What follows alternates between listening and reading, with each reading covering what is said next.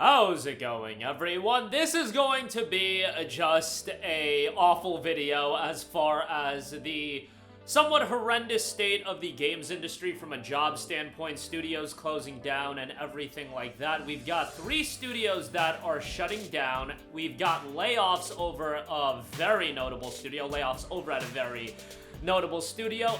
But right off the bat, I do want to highlight 3 studios that are shutting down. You've got Free Jam, who are known for Robocraft. You've got Counterplay Games, who are known for Godfall, and then Toadman Interactive. They worked on Immortal Unchained, and they were also a support studio for a wide variety of more notable titles.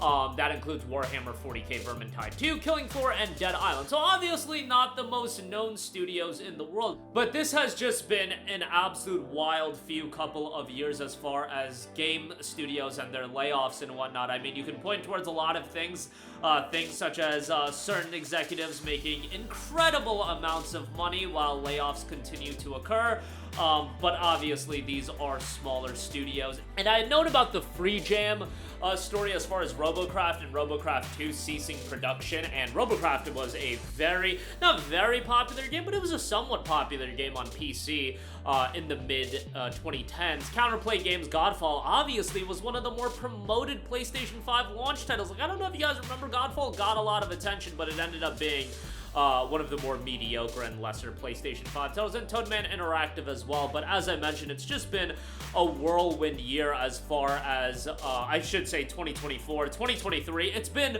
a disaster for quite a while. I remember really talking about it, end of 2022 is when we started. I just remember, like, Callisto Protocol coming out and that game commercially not doing all too well, and then you had games like Immortals of Aveum, these games that had significant budgets attached to them, and I isolated 2 games that aren't live service projects. It's not just the live service projects that are coming out and bombing. There's a lot of games that commercially just don't reach the level that they are needed to. And the thing is, you could look at a game like Callisto Protocol, and that game did, I think, a lot of people would say it did okay from a sales standpoint, but the game needed to sell so many more copies, and that just comes down to the budgets of some of these games being so high. And Immortals of Aveum, done by Ascendant Studio, that game had such a significant budget attached to it, but it was the $70 game released in the summer of 23, and that game just did not perform very well from a commercial standpoint. And you've seen several games like this that have come out, significant budgets attached to them, and it's for a wide variety of reasons. I don't think it's one isolated reason why X or Y game wasn't a success. I think sometimes we, or a lot of people, try to have this blanket statement, oh, this is what's wrong with gaming, that's what's wrong with gaming, but there's a lot of factors, there's a lot of layers to this, and every game you could assess in a wide variety of ways. And certainly, Suicide Squad Kill the Justice League is a game that I've assessed quite a lot on this channel, and Suicide Squad Kill the Justice League's development studio, Rocksteady, has suffered another round of layoffs before the end of 2024. Half a dozen staff impacted by the redundancy have spoken to Eurogamer to confirm the job loss under condition of anonymity to protect their careers. Roles impacted include members of Rocksteady's programming and artist team, as well as more QA staff. The job losses follow an earlier round of redundancies at Rocksteady that Eurogamer first reported back in September, when the company's QA team was nearly halved in size from 33 to 15, which that's actually quite a staggering reduction as far as that's concerned. Suicide Squad, obviously one of the gargantuan failures of 2024 in terms of its commercial reception, but the wildest thing is it's not even the biggest commercial failure. I think Concord has to take the biggest commercial failure of 2024. That's a game that just came out and literally got shut down. They literally made no money on it. That's an insane thing to think about. Suicide Squad Kill the Justice League, another colossal failure, and there were a lot of failures, but it's really depressing to see those 2 games in particular, because Suicide Squad, obviously coming from Rocksteady, a studio that was beloved. Like, as I was growing up, late 2000s into the mid-2010s, Rocksteady could do no wrong. They were absolutely beloved with the Batman Arkham titles, and I still vividly remember back in, I want to say it was June of 2009, a few months before Batman Arkham came out, and I remember Batman Arkham got a little bit of buzz. I think it got the cover of a Game Informer magazine, and I remember my 12-year-old self vividly thinking, man, a Batman video game that's like getting pushed this much? Yeah, well, I'll wait and see on that. That's gonna be an absolute failure, because at that time we just hadn't seen a lot of superhero games pop up, and this is 12-year-old me just seeing so many superhero movie tie-in games at the time that I was like, Batman Arkham, yeah, good luck with that one. And then it came out and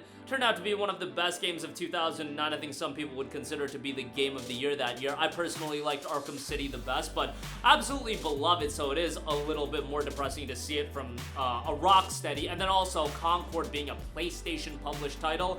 I think for a long time, PlayStation published game, sure, it wasn't a home run success in every outing, but a PlayStation published game that was that gargantuan of a failure, like those are the two that stick out to me the most from 2024. But you know, that's kind of the world we live in the gaming world. It has not been a kind couple of years for layoffs and studio closures, and ultimately when we talk about a story like this and stories like this, you just hope everybody finds their footing. I do question, like, what is gonna be the state of the games industry in the next couple of years? I feel like this year, next year, we really have to, I would imagine that a lot of these publishers do have to sit down and figure out where they're gonna allocate their resources to, and is there even a world where they can invest $100+ million on some of these games and have faith that they are gonna be commercial successes and return a profit and not be losses, because not every game can be a success, but when the risk is that high, like, I just feel like getting into game development, the risk is gargantuan, and I should say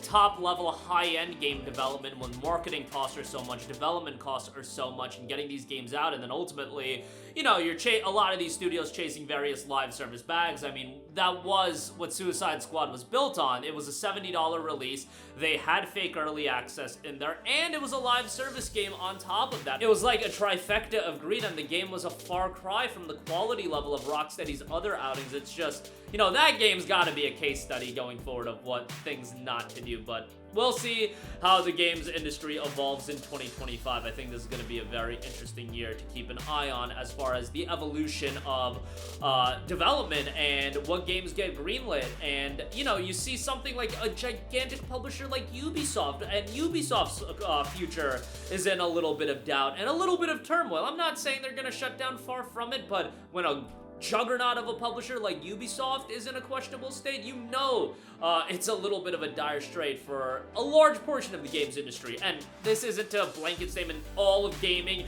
is doomed or anything like that, but it is certainly something worth talking about. And for the Suicide Squad Kill the Justice Leagues, you do see games like Balatro come out and are gargantuan successes in the indie space, and that's a little bit reassuring that there's gonna be a space for other styles of games to be successful. Like, not only has it been a world of all of these layoffs and failures like Suicide Squad and Concord, but you look at a Balatro and some of these other games that have come out in 24 that have been just gargantuan successes as well. So, you know, sometimes it is important to highlight those games, and thankfully, those games are gonna be continue to be made, and I think there's gonna be success stories in 25 as well. But that'll do it for me. Let me know all of your thoughts in the comments section down below. As always, sound off there. Thank you for watching, and goodbye.